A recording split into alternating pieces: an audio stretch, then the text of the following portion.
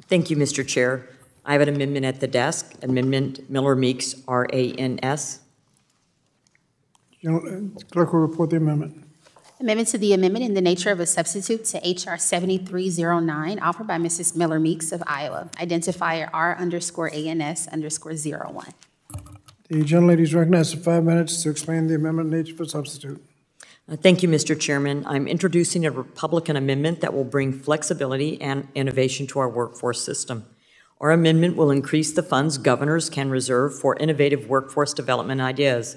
Giving state and local leaders this kind of flexibility will help them address the ever-changing economic landscape.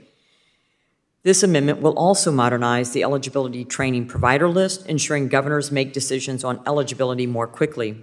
Our substitute will allow funds to be used by local governments to help incumbent workers upskill so that they can transition into new and in-demand industries.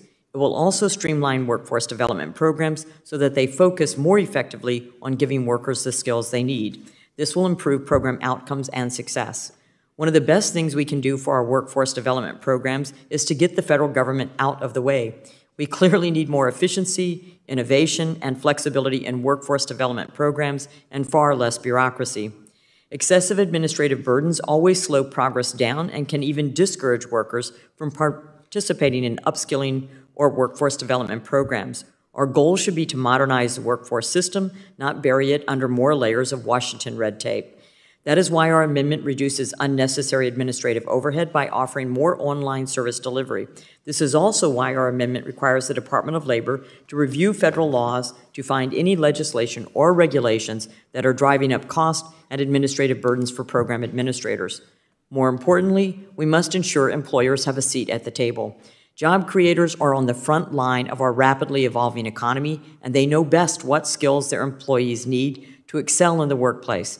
Considering the challenges this pandemic has imposed on workplaces, we should do all we can to empower employers to address the needs of their workers through an all-of-the-above approach to apprenticeships. Yet the Democrats' bill reinforces the status quo by overemphasizing registered apprenticeship programs. This is a grave mistake. The traditional registered apprenticeship system is an important part of our nation's workforce development infrastructure, but this 80-year-old system is not the only way to prepare workers for a successful career. We need to embrace innovation if we want to see improvements in our workforce. That is why our amendment embraces new models of work-based learning and invites employers to have a bigger role in workforce development programs. Our amendment also provides important reforms to the Job Corps program, making it safer for participants. Put together, these measures go a long way in addressing our nation's skills gap as well as the worker shortage. I urge my colleagues to support this amendment, and I yield back.